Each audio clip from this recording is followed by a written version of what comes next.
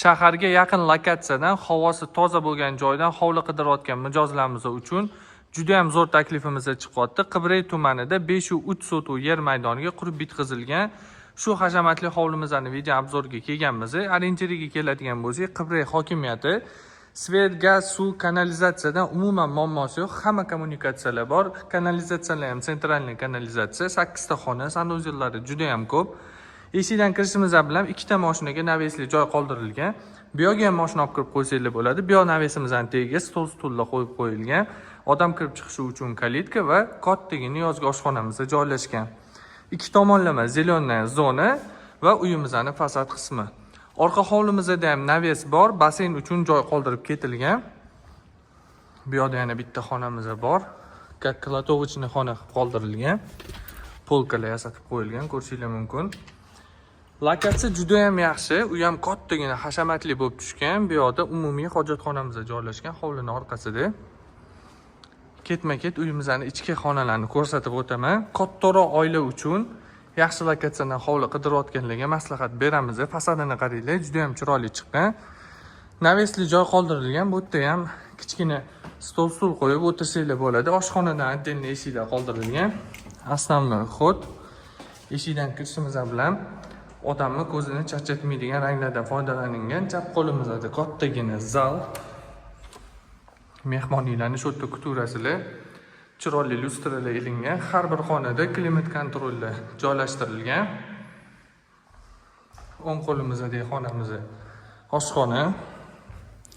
Ichida o'zini tayyor mebeli bilan. Oshxonaning ham razmeri katta.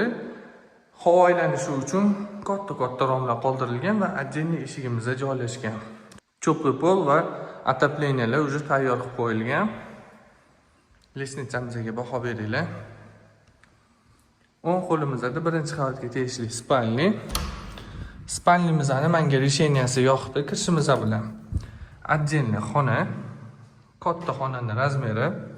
Bu yoq tomonda hojatxonamiz o'zini tahoratxonasi bilan qoldirilgan va dushovoyimiz отдельный qilingan. Ikkinchi qavatdagi hamma xonalarimizni ichidagi sanuzellar отдельный bo'lgan. Yana bitta xonamiz.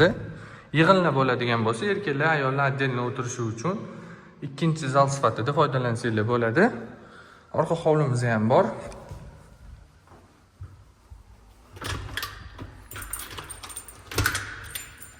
Orqa hovlimizda naves qoldirilgan. Shu yerga kichkina hozirgi basenlardan qo'yish uchun uy egalari mo'ljal qilib qoldirib ketishgan. Sizlarga uyimizning ikkinchi qavatini ko'rsatib o'taman.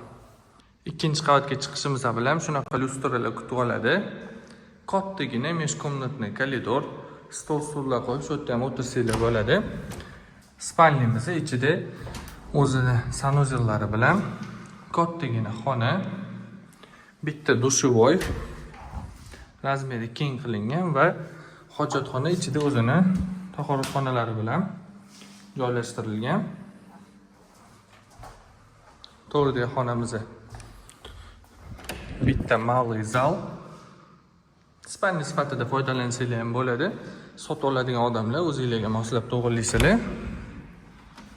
Bitta как детский spalni или же xonalar ko'pligi hisobiga garderob sifatida foydalansanglar ham bo'ladi.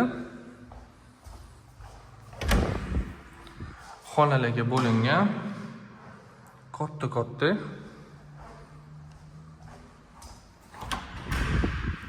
yana bitta spalni, ichida o'zini garderob sanuzeli bilan. Bu yoqda kattagina balkon. Bu yerda ham stullar qo'yib olib, kofe ichib maza qilib o'tirishinglar uchun navesli joylar qoldirilgan. Uyimizning narxini $360 ming ga narxlaymiz. Narxlari kelishiladi. Pastda nomerlar yozib qoldiraman, bemalol murojaat qilishingiz mumkin.